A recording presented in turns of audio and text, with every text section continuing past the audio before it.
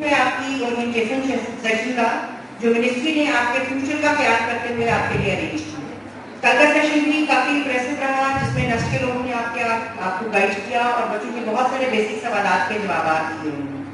आज हमारे यहाँ GIK के रिप्रेजेंटेटिव मौजूद हैं, गुलाम इसहाक खान इंस्टीट्यूट के। मेनली ये लोग डील करते हैं engineering and material sciences and computer sciences के साथ।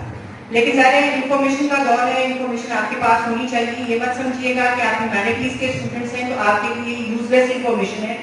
अगर आपके लिए ज़ाती तौर पर इस्तेमाल नहीं होगी तो आपके सिबलिंग्स के लिए, आपके सोसाइटी में जो आपका कम्युनिटी का सर्कल है, आप इन्फॉर्मेशन इम्पार्ट कर सकते हैं।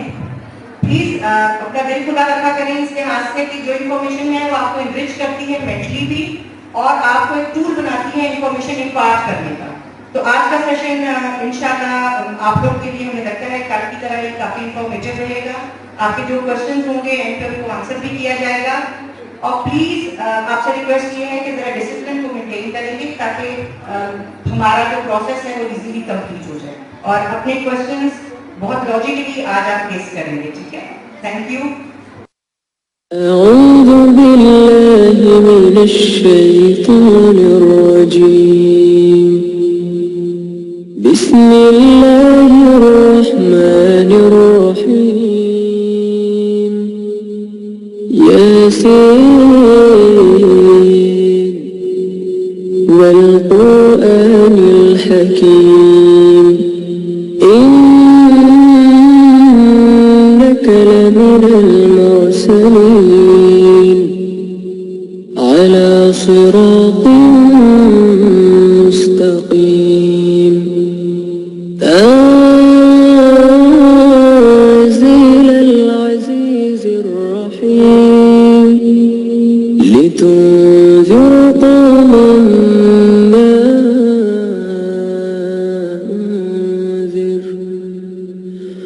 أنذر آباؤهم فهم غافلون.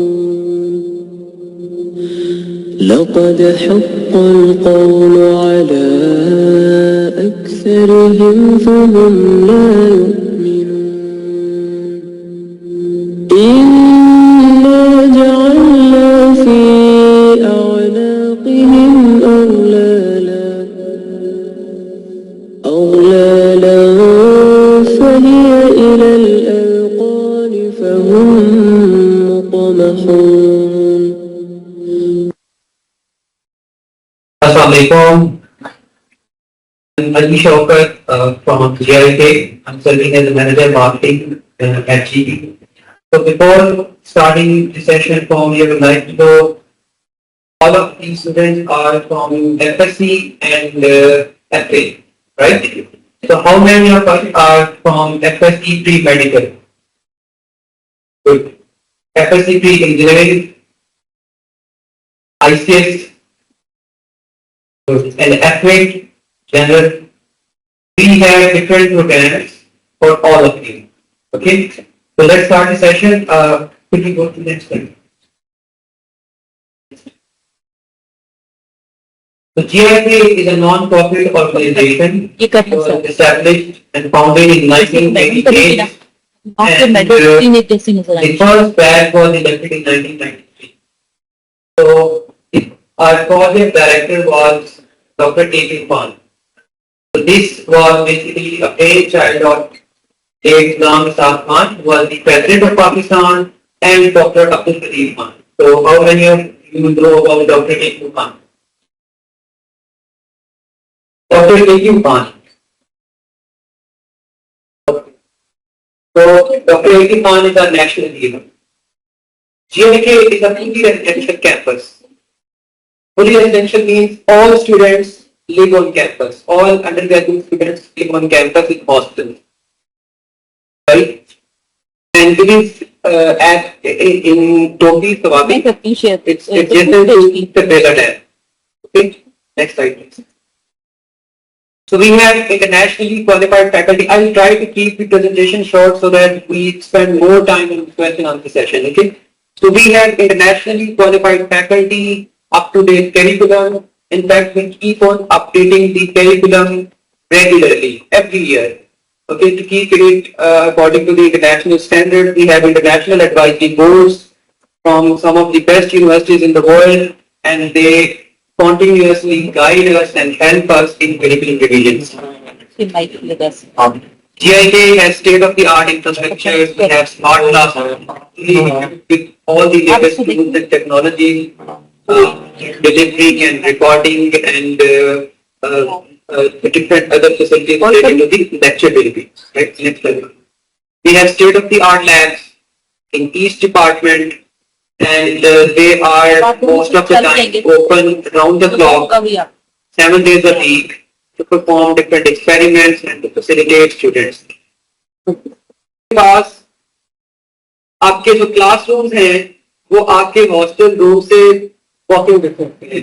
जिस तरह आप एक बिल्डिंग से दूसरी बिल्डिंग में अपने कॉलेज के अंदर जाते हैं, इसी तरह आपके हॉस्टल से आप क्लासरूम्स में जा सकते हैं और आप डिफरेंट अदर कैंपस की फैसिलिटीज है, स्पोर्ट्स है, कंप्यूटिंग है, सारी की सारी चीजें आपके पास छोटे से डिवीजन।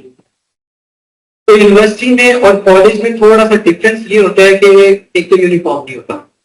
अच्छा, दूसरी बात ये है कि आपकी क्लासेस इस तरह से नहीं होती कि Monday to Friday 9 AM to 5 PM या 9 AM to 2 PM इस तरह क्लासेस नहीं होती। आपकी एक क्लास होगी फॉर एग्जांपल मंडे को 9 o'clock, नेक्स्ट क्लास जो है वो मंडे को आफ्टरनून में होगी। तो इन बिटवीन ढेर सारा जो वक्त है, अगर आप बोर्डिंग कॉलेज या यूनिवर्सिटी में नहीं है तो वो वक्त आपको वहां पे आप चाहें या ना चाहें आपको गुजारना पड़ता है। कुछ बच्चे उसको प्रोडक्टिवली यूज कर लेते हैं, कुछ बच्चे नहीं करते। तो GIK के केस में आपके पास ये ऑप्शन होता है कि आप सुबह उठते हैं, क्लासरूम में जाते हैं, then you can come back to your home, आप पढ़ाई कर सकते हैं, सो भी सकते हैं, कोई मसला नहीं है। और इसी तरह आपके पास जो वक्त है, टाइम मैनेजमेंट आपके पास उसकी काफी सारी, यानी आपके पास एम्पल टाइम है। तो आप ढेर सारा वक्त जो पढ़ाई का है वो दिन के वक्त स्पेंड कर लेते हैं। आप आफ्टरनून एंड इवनिंग्स में सोसाइटी होती है। तो we have a very vibrant culture of student societies and a very rich campus life.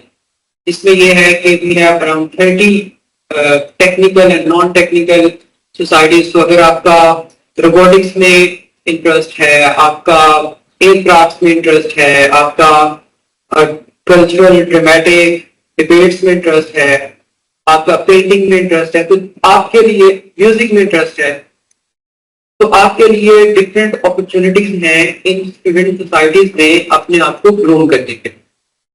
अच्छा, इसमें 4 साल के अंदर आप एक तो एकेडमिक आपकी एक्सीलेंस है जो आपको GIK प्रोवाइड है, उसके साथ जो को करिकुलर एक्टिविटीज हैं इससे आपकी मैनेजरियल स्किल्स डेवलप होती है। तो फॉर एग्जांपल फर्स्ट ईयर में आप वॉलंटियर के तौर पे अपनी पसंदीदा सोसाइटीज को ज्वाइन करते हैं। फर्स्ट ईयर में आप एक अच्छे सबऑर्डिनेट बनना सीखते हैं। जो बाकी लोग हैं वो भी GIK के स्टूडेंट्स ही होते हैं, लेकिन आपके सीनियर स्टूडेंट्स होते हैं। सेकेंड ईयर में आप थोड़ा सा फॉर्मली इंडक्ट हो जाते हैं और आपके कुछ सबऑर्डिनेट्स आ जाते हैं। तो सेकेंड ईयर में आप मिड लेवल कैरियर की तरह कुछ लोगों को आप मैनेज कर रहे होते हैं जो कि फर्स्ट ईयर में आपके वॉलंटियर होते हैं, और कुछ लोग जो है उनसे आप डायरेक्शन लेके इंप्लीमेंट करवा रहे हैं। इवेंचुअली फोर्थ ईयर में या फाइनल ईयर में आप टॉप पोजीशन पे पहुंच जाते हैं अपनी सोसाइटी की। आप प्रेसिडेंट ऑफ द सोसाइटी बन जाते हैं या vice president of the society बन जाते हैं। अब आपके अंदर जो लीडरशिप स्किल्स हैं, लोगों को मैनेज करना, रिसोर्सेज को मैनेज करना, कैसे ये आपको हो जाता है। ग्रेजुएशन के बाद एक तो आपके पास डिग्री होती है, उसके साथ साथ आपके पास ये soft skills and managerial skills होती है। यही आप जब आप फर्ज करेंगे ग्रेजुएशन के बाद सबसे पहले आप एक छोटी सी जॉब शुरू करते हैं, तो उसमें आप अच्छे सबऑर्डिनेट का किरदार अदा करते हैं। तो ये वो स्किल्स या वो वक्त जो आप GIK में स्पेंड करते हैं वो आपको जिंदगी के लिए तैयार करते हैं। तो फॉर्मली हम दोबारा प्रेजेंटेशन पे वापस आ जाते हैं। मैम थोड़ा सा पिछली स्लाइड कीजिए, बस या वैन या जो भी आपने लेके ट्रांसपोर्टेशन के बाद, रश के बाद आपने घर पहुंचना है, कॉलेज यूनिवर्सिटी पहुंचना है। इसी तरह छुट्टी के बाद आपने वापस आना है, तो ये आपका ढेर सारा वक्त जो है वो आने जाने में और इन सारी चीजों में स्पेंड होता है। ये टाइम आप बचाते हैं और आप ये टाइम स्पेंड करते हैं इन student societies. We regularly conduct industrial visits, career counseling sessions, career fairs, and job placement. In fact, many of our students secure jobs before they graduate. इसी तरह हमारे पास ये करियर काउंसलिंग के अलावा एकेडमिक काउंसलर भी होते हैं।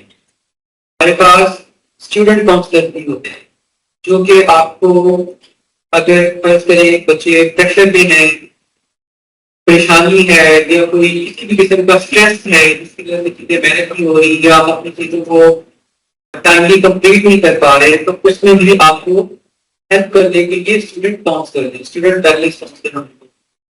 तो कुछ वक्त के बाद आपके एक पूरे कोहोर्ट के सेशंस भी कंडक्ट करवाते हैं और अगर आप चाहें कि आपको इंडिविजुअली उनसे मिलना है और आपको कोई परेशानी है, कोई ऐसा स्ट्रेस है जो आप उनसे डिस्कस करना चाहते हैं तो उसके लिए भी वो 1-to-1 सेशन भी आपके लिए अरेंज करते हैं। वो हमारे पास फीमेल काउंसलर होती है ताकि आप अपनी परेशानी या आप अपना स्ट्रेस जो है उनके साथ बगैर किसी ऑफ के वो कर सकें और आपको पुलिस हमारे पास जो आपको आपकी डिग्री के दौरान डिफरेंट कोर्सेज में अगर वर्कलोड मैनेज नहीं हो रहा आ रहे हैं तो उसमें आपको हेल्प आउट करते हैं। So academic counselors, career counselors, wellness counselors, and then industrial visits, career fairs and job placement, ये सारी चीजें भी जो है ये आपको करवाना है। Next. We have a very strong alumni network. अगर मैं आपसे ये बात करूं कि we are very good, we are top quality institution, so you should ask me कि आपके वो बच्चे जो आज तक ग्रेजुएट हुए हैं वो क्या कर रहे हैं। तो द क्वालिटी ऑफ आउटकम आपको देखनी चाहिए। ठीक है, जो हमसे पहले ग्रेजुएट उनको हम अलुमनाई हैं। तो जीआईटी के alumni they are highly successful not only in Pakistan at international level, they are performing very good.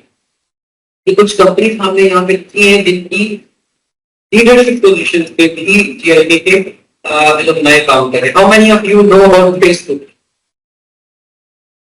Vice President, in fact, 2 different vice presidents of Facebook are GIT.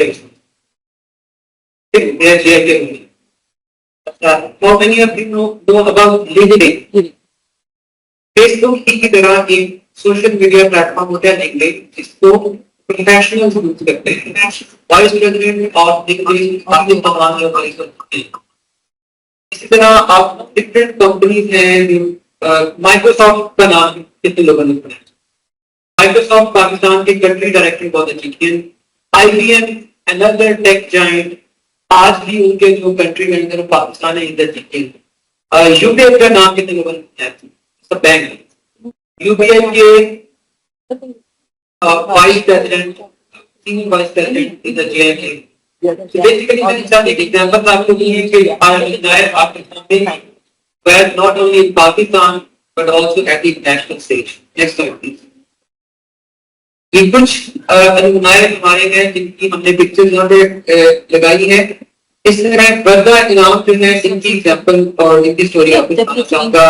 Ayesha Khurshid भी हैं, दुल्ताना चिफ्ते भी हैं, बट लेट्स स्टार्ट फ्रॉम वर्दा इनाम।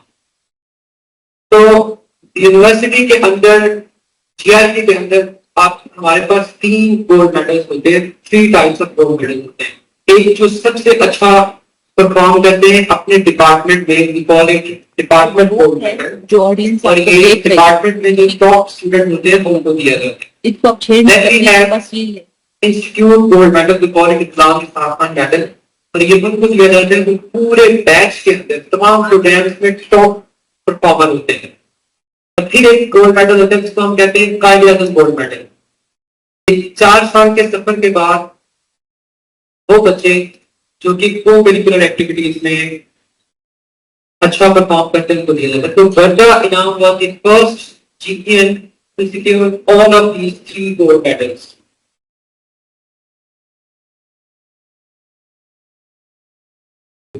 In 2010, अच्छा, हम लोग ये कह सकते हैं कि जीआर के लिए तो आफ्टर जीआर के she went to MIT. MIT का नाम तुम सुना होगा, one of the best universities in the world. आप कह सकते हैं एमआईटी, एमआईटी टॉप इंस्टीट्यूशन है दुनिया में। When she went to MIT, she completed her master's and with 5 CGPA. JIT में 4 CGPA होता है maximum. She secured 5 out of 5 CGPA at MIT and she was given MIT Graduate Women of Excellence Award. So the point I'm trying to make is that if someone is good in the recipient of gold medal at JIT, he's prepared international level. Top university. अच्छा, फिर ये यहाँ पर रुका नहीं, इन्होंने PhD में 5 out of 5 GPA लिया, she completed her PhD from MIT and then in her professional career he started basically she's the founder of a startup Overjet।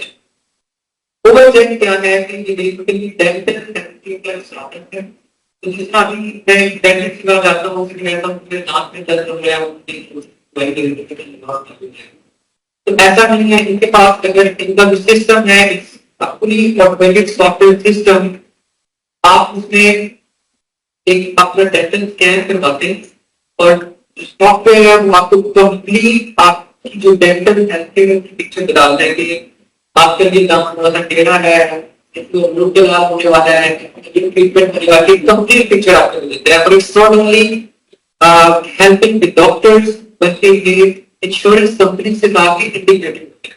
आमतौर पर इंश्योरेंस कंपनी जो होती है यूएस के अंदर वो उन्हें क्लेम का इशू होता है कि वो यकीन करते हैं कि शायद हमसे टैक्स को नहीं पे हो रही है, but they trust the system. तो she had paid around $500 million funding from different institutions and top venture capitalists of the world.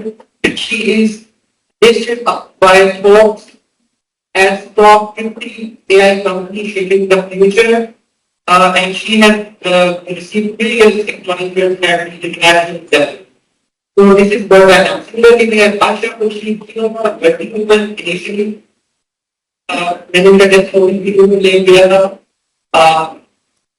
but unfortunately she lost her cancer. And after that, education from GRK was the completion of life. तो घर में बैठी नहीं, she started her job, and now she is working in one of the top companies, Amazon Web Services पे शायद आपने नाम सुना हो। So she is head of solution architecture at Amazon Web Services.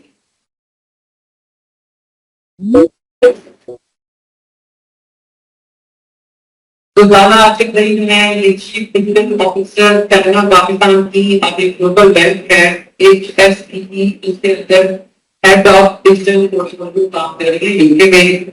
Maharashtra की वीजा से पता चल जाएगा आपको ये इंटरव्यू डायरेक्टर था। तो अच्छा, ये तो हमने इनको देख दिया। You can also be calm. You can also be better now. आपके अंदर वो pronounce capabilities, वो pronounce ability होगी।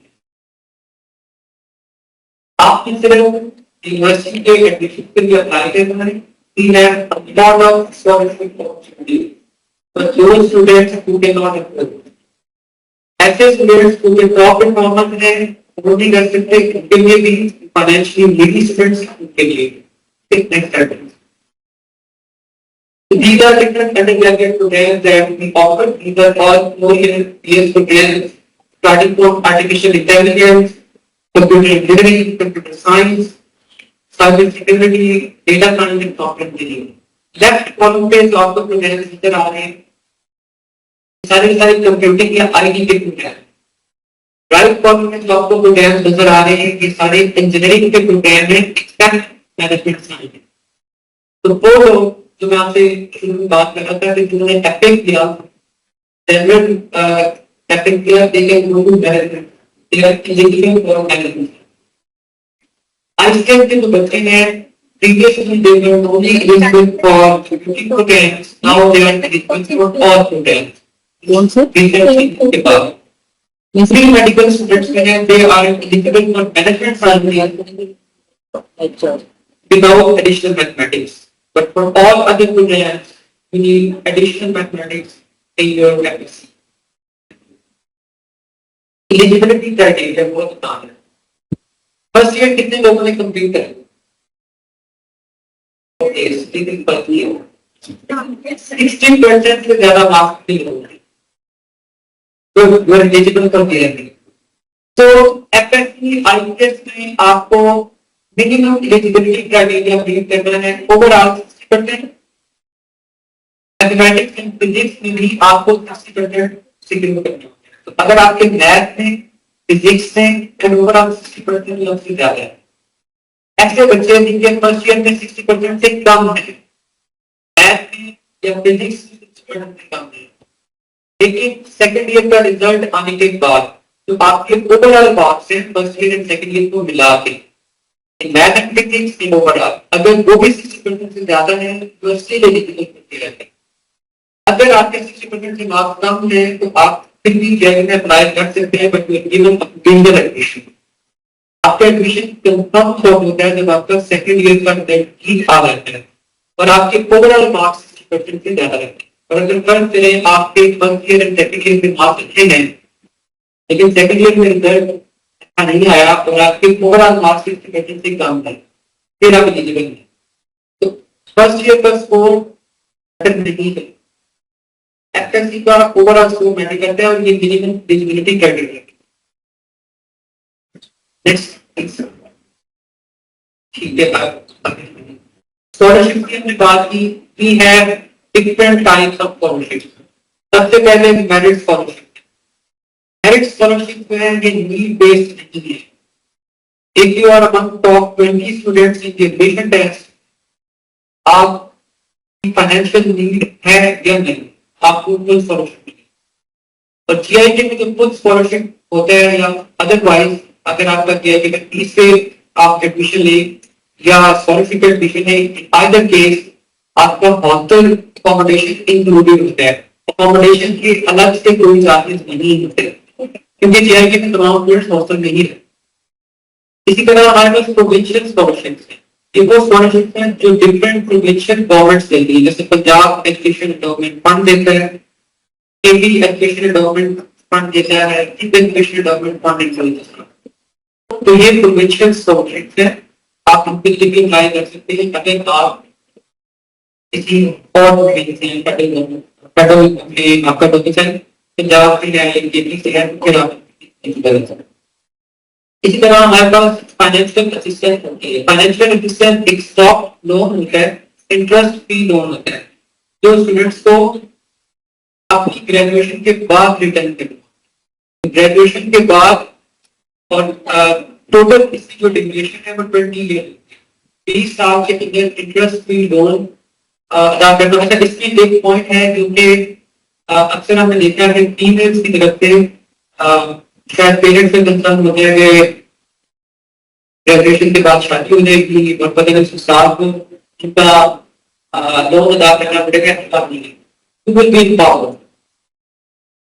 ठीक है, आपके अपने पास इतनी अहमियत होगी कि वो जो छोटा सा एक लोन का सेगमेंट है 20 साल में आपने रिटर्न करनी, you will not be taking that money from anybody. उसके बाद we have organized scholarships and different other third party solutions. Next slide. This is the comparative assessment criteria. हमने बात की कि 60% eligibility criteria है, तो 60% तो सबके आदत है, सबको एडमिशन क्यों नहीं मिलता क्योंकि दरमियान में एंट्री टेस्ट आता है. जिसका स्कोर और जिसका ग्रेड है वो 85%. तो 85% ग्रेड आपके एडमिशन टेस्ट का है, तो मतलब है कि आपके एडमिशन और स्कॉलरशिप और मेरिट के ऊपर सबसे ज्यादा जो असरअंदाज होने वाली चीज है वो एडमिशन टेस्ट. एडमिशन टेस्ट की क्योंकि हमने बात की कि इसका वेट बहुत ज्यादा, इसका मतलब है कि इम्पोर्टेंस भी ज्यादा है। तो इसका पैटर्न ये हो गया कि आपके पास 3 सेगमेंट इंजीनियरिंग में और 2 सेगमेंट्स होते हैं मैनेजमेंट। जीआईके में 2 तरह के टेस्ट होते हैं, एक इंजीनियरिंग और एक मैनेजमेंट। अगर आप तमाम प्रोग्राम्स के लिए अप्लाई करें तो आपको दोनों टेस्ट देने होते हैं। अगर आप सिर्फ इंजीनियरिंग एंड कंप्यूटिंग प्रोग्राम्स के लिए अप्लाई करें और आप चाहते हैं कि आप मैनेजमेंट के लिए अप्लाई नहीं करना चाहते तो फिर आपको सिर्फ एक ही टेस्ट देना। अगर आप एफए के स्टूडेंट हैं तो आप सिर्फ मैनेजमेंट साइंस का टेस्ट देना, because not eligible for engineering. इसमें मैथमेटिक्स में फिर 30 एमसीक्यू आते हैं, फिजिक्स में से 30 एमसीक्यू आते हैं, फाइनली इंग्लिश में एमसीक्यू आते हैं, मैनेजमेंट साइंस का भी। ये सिलेबस है आपके एफएससी में, आपने ये सिलेबस या कवर कर लिया है या सेकंड ईयर के बाद आप ये कवर कर लेंगे। टॉपिक्स हैं तकरीबन जो आपके एफएससी के मैथमेटिक्स में होते हैं। तो एक लोग कितने लोगों ने ट्रिग्नोमेट्री पढ़ी है फर्स्ट ईयर में? तो ये बेसिकली वेक्टर्स पढ़े हैं आपने। नेक्स्ट ये टॉपिक्स हैं। अच्छा, ये हम ऐसे करेंगे कि ये टॉपिक्स आपकी टीचर्स के साथ हम शेयर कर देंगे और वो फिर आपके साथ इसका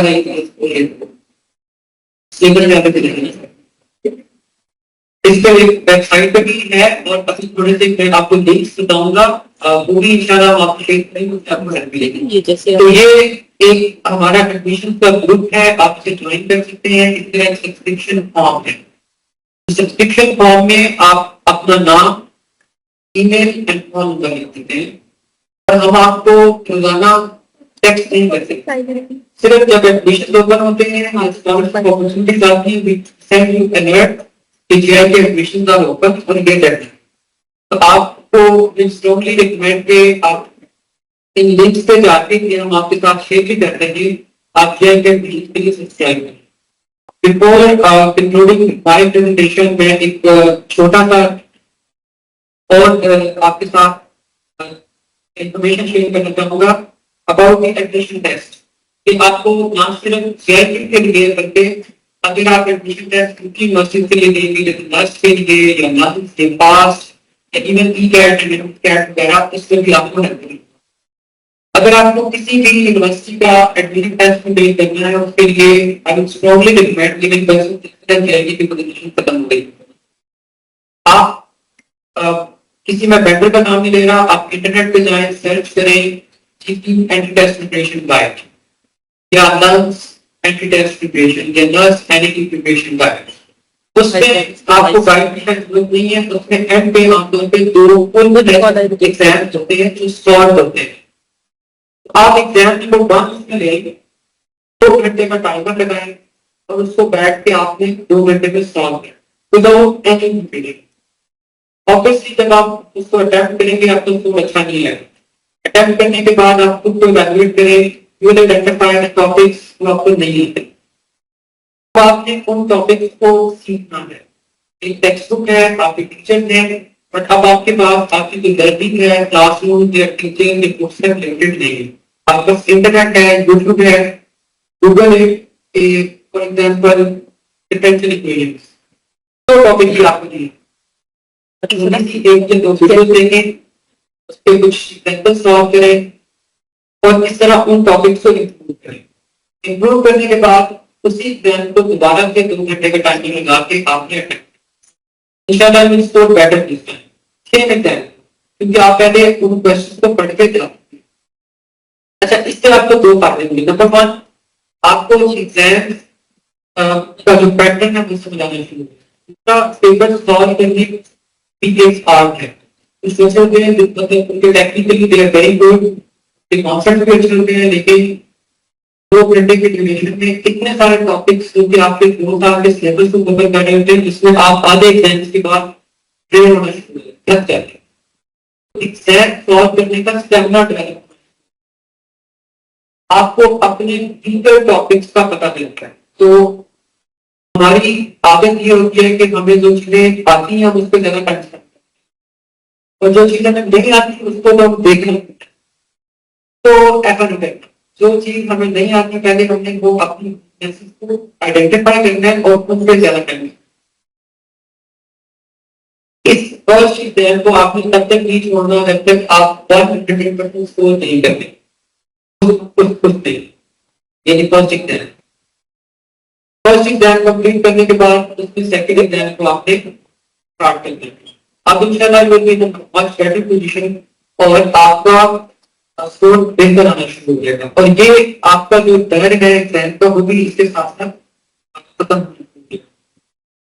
एक आखिरी चीज मैं आपको कहूंगा एग्जाम के बारे में कि आपने फॉर एग्जाम्पल जीआईके के टेस्ट में होता है कि अगर आप सब लोग एग्जाम दे रहे हैं आप इकट्ठे बैठे तब भी आप एक दूसरे की हेल्प नहीं कर सकते क्योंकि एग्जाम से होगा क्वेश्चन शफल होते आएंगे।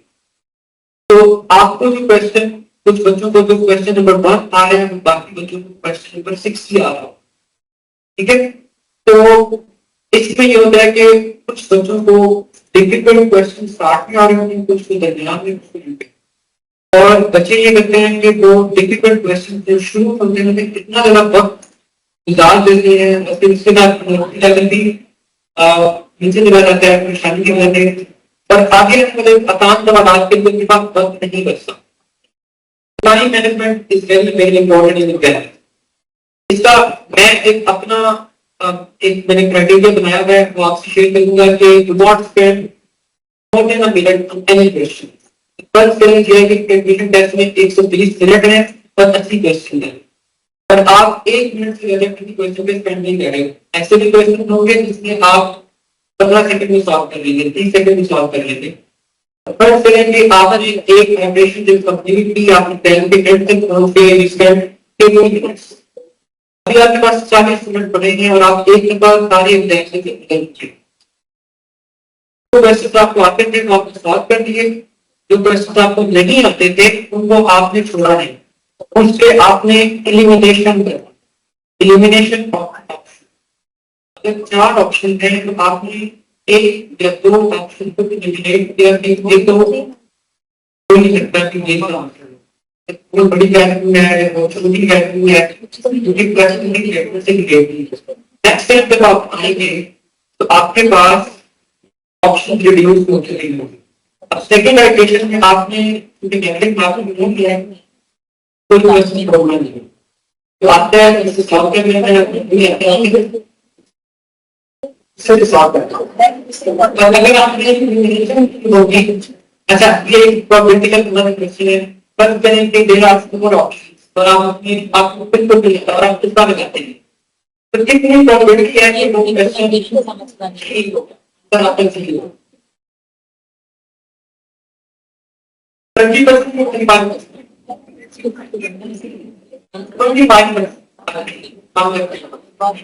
अच्छा इसका मतलब 25% है कि अगर आप 4 क्वेश्चन पे पूरा लगाते हैं तो एक सही होगा। अगर आप एलिमिनेशन करते हैं आप इसमें एलिमिनेशन करते हैं कि अब आप लाइन का मुझे कहा आप इस स्टेटमेंट लिखना है आपको टॉपिक पर ऐसा नहीं है क्योंकि आपको बिल्कुल आपको ये पता है कि ये ऑप्शन देखिए और अब 2 ऑप्शन बचते हैं। अब अगर आप 2 ऑप्शन पूरा लगाते हैं करते हैं 50%